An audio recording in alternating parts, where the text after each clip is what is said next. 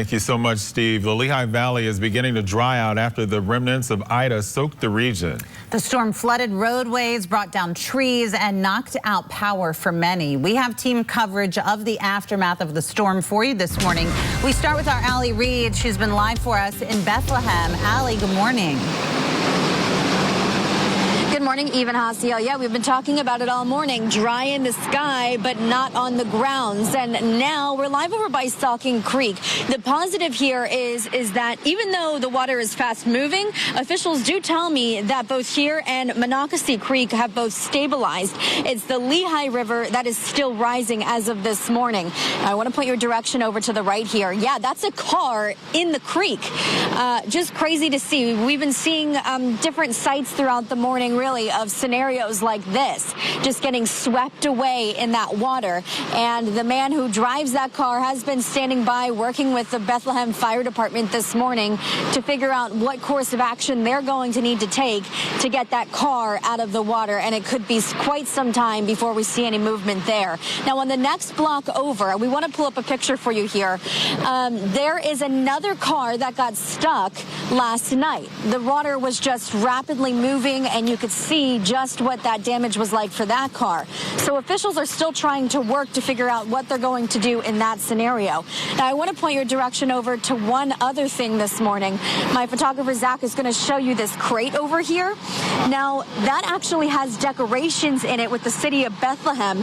That's about $70,000 worth of decorations during Christmas time for the city of Bethlehem. Now, that crate actually, believe it or not, was nowhere where it is now. In fact, it was all the way over there, far, far in the distance. You can imagine just how fast moving that water must have been for it to go from all the way over there to here. Multiple water rescues overnight, downed wires, and just trees and limbs everywhere in the area. If you are heading out on the roads this morning, take it easy.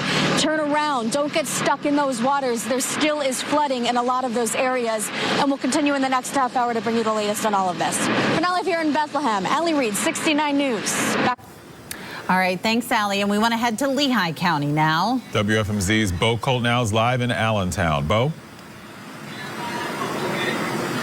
Hasiel and Eve, I'm here at Bucky Boyle Park across the river from Adams Island, which is where we were at a half hour ago. And you can see the homes that border the river on Adams Island. You can see just how high the Lehigh River is on some of these homes. In fact, nearly the entire island is flooded. 12 residents have remained. The remaining 18 residents either could not get back on the island or left.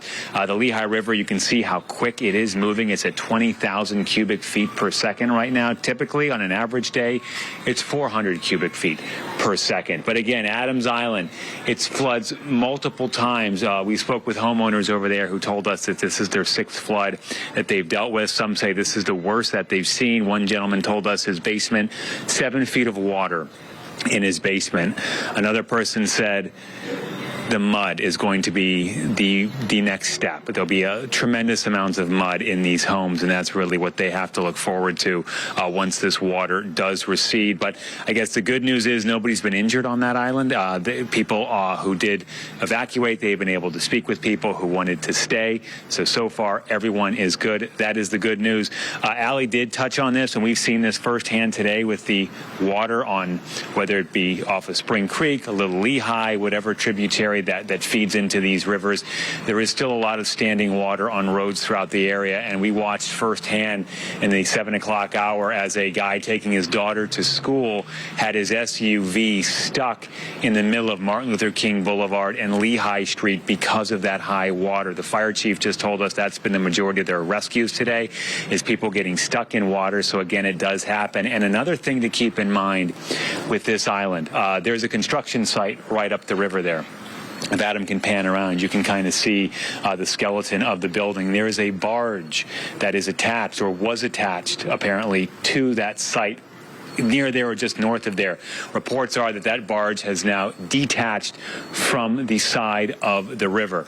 And there's a big concern that then it could flow right down into Adams Island, do major damage there. The fire chief we just spoke with is going to check that out.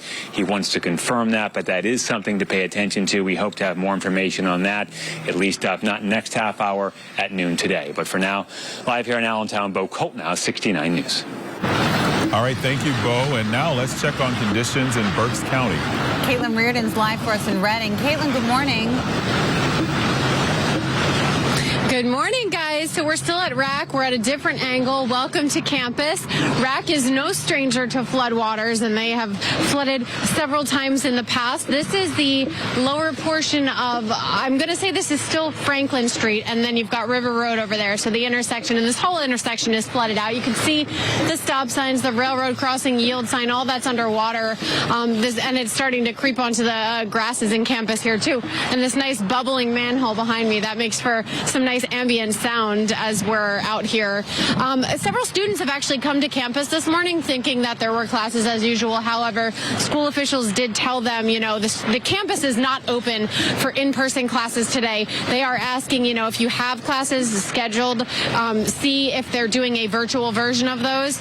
So again, classes are not happening in person at RAC today. A lot of other schools in the area were on 2-hour delays. Some were closed. We have a lot of different officials, city officials, fire personnel, UGI, police, because there's barricades here blocking this whole section off because people are not supposed to be driving. Again, you see it's deeper in those sections. We've been up and down River Road for hours this morning, and it's just not passable in parts. However, inevitably, you always have people who try to pass the barriers and think they can get through it. We haven't seen a whole lot of that today, but there is a lot of personnel down here monitoring the river, monitoring how it's coming up on campus, making sure people aren't going where they shouldn't be going for their own safety in many cases.